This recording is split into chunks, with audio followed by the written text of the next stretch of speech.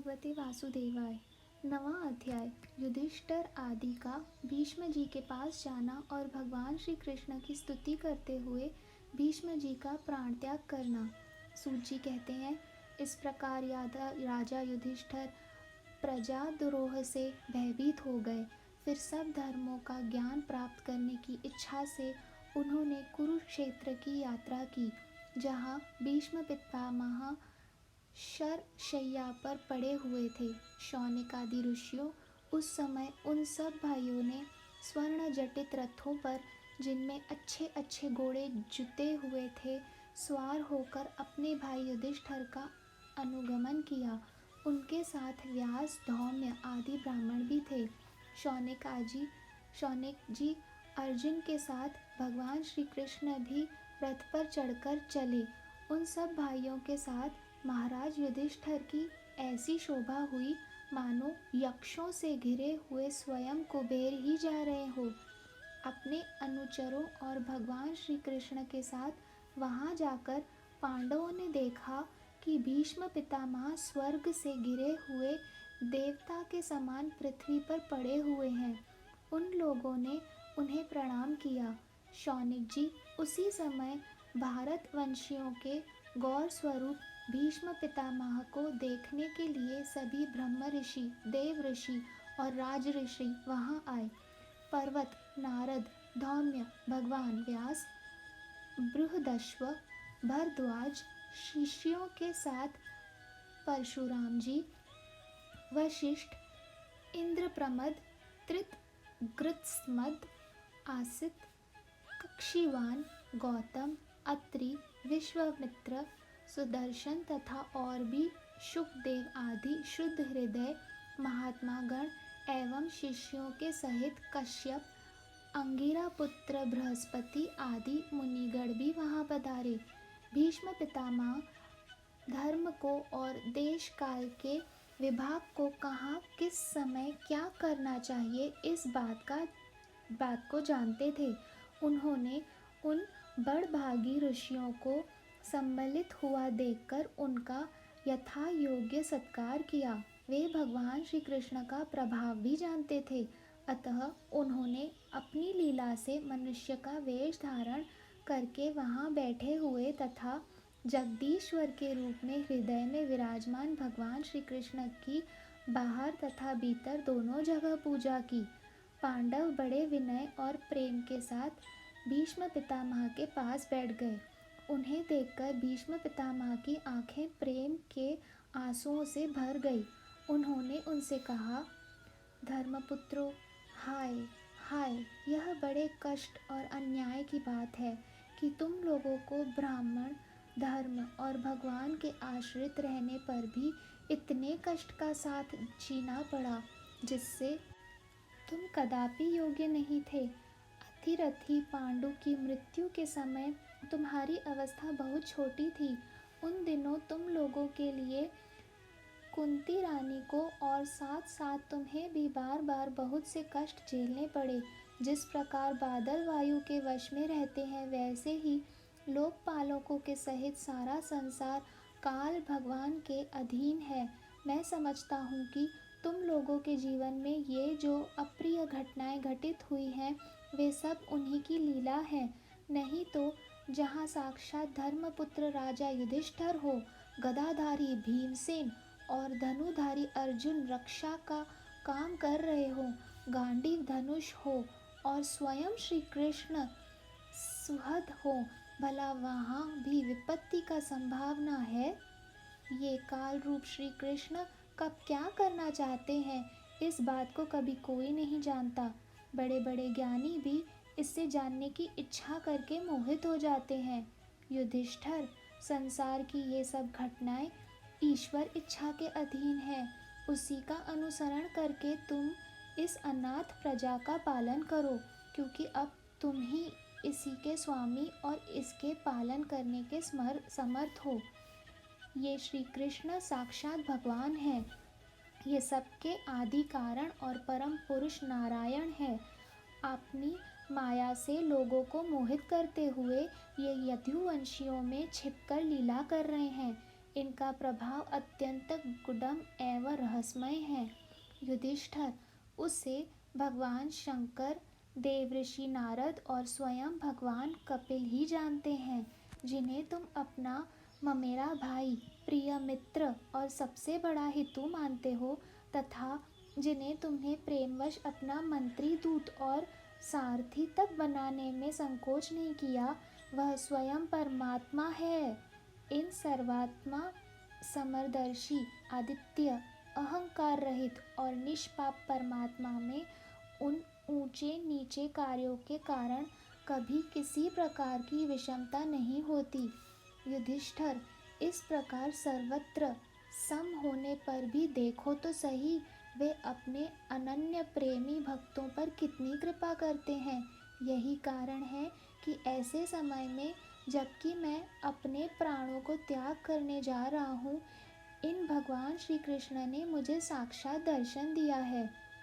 भगवत्य परायण योगी पुरुष भक्ति भाव से इनमें अपना मन लगाकर और वाणी से इनके नाम का कीर्तन करते हुए शरीर का त्याग करते हैं और कामनाओं से तथा कर्म के बंधन से छूट जाते हैं। वे ही देवादिदेव भगवान अपने प्रसन्न हास्य और रक्त कमल के समान अरुण नेत्रों से उल्लसित मुख वाले चतुर्भुज रूप से, जिसकी ओर लोगों को केवल ध्यान में दर्शन होता है, तब तक यहीं स्थित रहकर प्रतीक्षा करें जब तक मैं इस शरीर का त्याग न कर दूं। सूत जी कहते हैं, युधिष्ठिर ने उनकी यह बात सुनकर शरशय्या पर सोए हुए भीष्म पितामह से बहुत से ऋषियों के सामने ही नाना प्रकार के धर्मों के संबंध में अनेकों रहस्य पूछे। तब तत्ववेता भीष्म पितामह ने वर्ण और आश्रम के अनुसार पुरुषों के स्वाभाविक धर्म और वैराग्य तथा राग के कारण विभिन्न रूप से बतलाए हुए निवृत्ति और प्रवृत्ति रूप द्विध धर्म, दान धर्म, राजधर्म, मोक्ष धर्म, स्त्री धर्म और भगवत धर्म, इन सब का अलग अलग संक्षेप और विस्तार से वर्ण किया। शौनक जी, इनके साथ ही धर्म, अर्थ, काम और मोक्ष, इन चारों पुरुषार्थों को तथा इनकी प्राप्ति के साधनों का अनेकों उपाख्यान और इतिहास सुनाते हुए विभागशः वर्ण किया। भीष्म पितामह इस प्रकार धर्म का प्रवचन कर रहे ही थे कि वहाँ उत्तरायण की समय आ पहुँचा, जिससे मृत्यु को अपने अधीन रखने वाले भगवत परायण योगी लोग चाहा करते हैं। उस समय हजारों रथियों के नेता भीष्म पितामह ने वाणी का स्वयं करके मन को सब ओर से हटाकर अपने सामने स्थित आदि पुरुष भगवान श्री कृष्ण में लगा दिया। भगवान श्री कृष्ण की सुंदर चतुर्भुज विग्रह पर उस समय पीताम्बर फहरा रहा था। भीष्म जी की आंखें उसी पर एकटक लग गईं। उनको शास्त्रों की चोट से जो पीड़ा हो रही थी, वह तो भगवान के दर्शन मात्र से ही तुरंत दूर हो गई तथा भगवान की विशुद्ध धारणा से उनके जो कुछ अशुभ शेष थे, वे सभी नष्ट हो गए।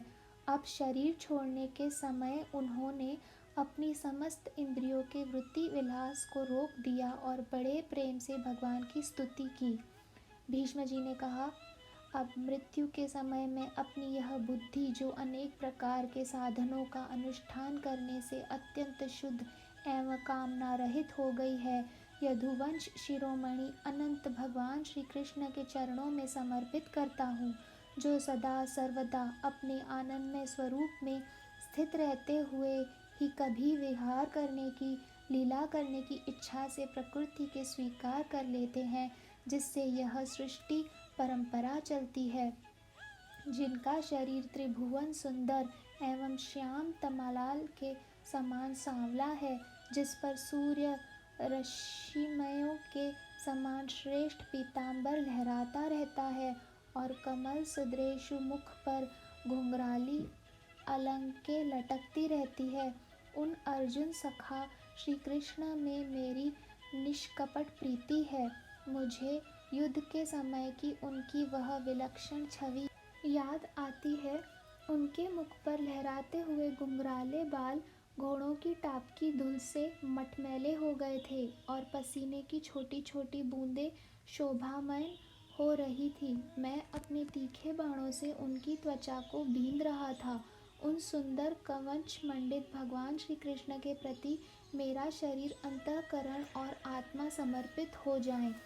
अपने मित्र अर्जुन की बात सुनकर, जो तुरंत ही पांडव सेना और कौरव सेना के बीच में अपना रथ ले आए और वहां स्थित होकर जिन्होंने अपनी दृष्टि से ही शत्रु पक्ष के सैनिकों की आयु छीन ली, उन पार्थ सखा भगवान श्री कृष्ण में मेरी परम प्रीति हो। अर्जुन ने जब दूर से कौरवों की सेना का मुखिया हम लोगों को देखा, तब पाप समझकर वह अपने स्वजनों के वध से विमुख हो गया।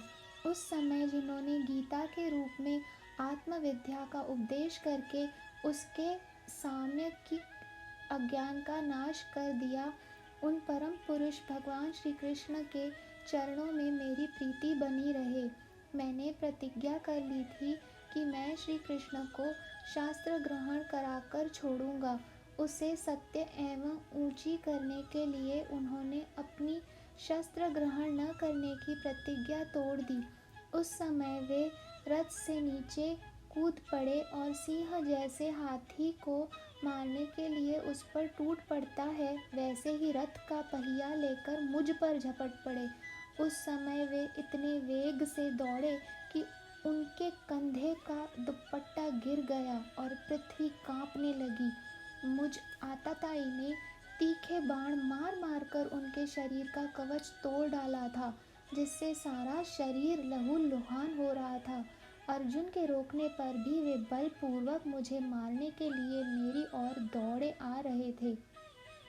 वे ही भगवान श्री कृष्ण जो ऐसा करते हुए भी मेरे प्रति अनुग्रह और भक्त वत्सलता से परिपूर्ण थे, मेरी एकमात्र गति हो, आश्रय हो। अर्जुन के रथ की रक्षा में सावधान जिन श्री कृष्ण के बाएं हाथ में घोड़ों की रास थी और दाहिने हाथ में चाबुक, इन दोनों की शोभा से उस समय जिनकी अपूर्व छवि बन गई थी, तथा महाभारत युद्ध में मरने वाले वीर जिनकी इस छवि का दर्शन करते रहने के कारण सारूप्य मोक्ष को प्राप्त हो गए, उन्हीं पार्थ सारथी भगवान श्री कृष्ण में मुझ मरणासन की परम प्रीति हो, जिनकी लटकीला सुंदर चाल, हाव भावयुक्त चेष्टाएं, मधुर मुस्कान और प्रेम भरी चितवन से अत्यंत सम्मानित गोपियां रासलीला में उनके अंतर्ध्यान हो जाने पर प्रेमोन्माद से मतवाली होकर जिनकी लीलाओं का अनुकरण करके तन्मय हो गई थी, उन्हीं भगवान श्री कृष्ण में मेरा प्रेम परम हो। जिस समय युधिष्ठिर का राजसूय यज्ञ हो रहा था, मुनियों और बड़े बड़े राजाओं से भरी हुई सभा में सबसे पहले सबकी ओर से इन्हीं सबके दर्शनीय भगवान श्री कृष्ण की मेरी आंखों के सामने पूजा हुई थी। वे ही सबके आत्मा प्रभु आज इस मृत्यु के समय मेरे समान खड़े हैं। जैसे एक ही सूर्य अनेक आँखों से अनेक रूपों में दिखते हैं, वैसे ही अजन्मा भगवान श्री कृष्ण अपने ही द्वारा रचित अनेक शरीरधारियों के हृदय में अनेक रूप से जान पड़ते हैं। वास्तव में तो वे एक और सबके हृदय में विराजमान है ही। उन्हीं इन भगवान श्री कृष्ण को मैं भेद भ्रम से रहित होकर प्राप्त हो गया हूँ। सूत जी कहते हैं, इस प्रकार भीष्म पितामह ने मन, वाणी और दृष्टि के वृत्तियों से आत्मस्वरूप भगवान श्री कृष्ण में अपने आप को लीन कर दिया। उनके प्राण वहीं विलीन हो गए और वे शांत हो गए। उन्हें अनंत ब्रह्मा में लीन जानकर सब लोग वैसे ही चुप हो गए, जैसे दिन के बीत जाने पर पक्षियों का कलरव शांत हो जाता है। उस समय देवता और मनुष्य नगारे बजाने लगे। साधु स्वभाव के राजा उनकी प्रशंसा करने लगे और आकाश से पुष्पों की वर्षा होने लगी।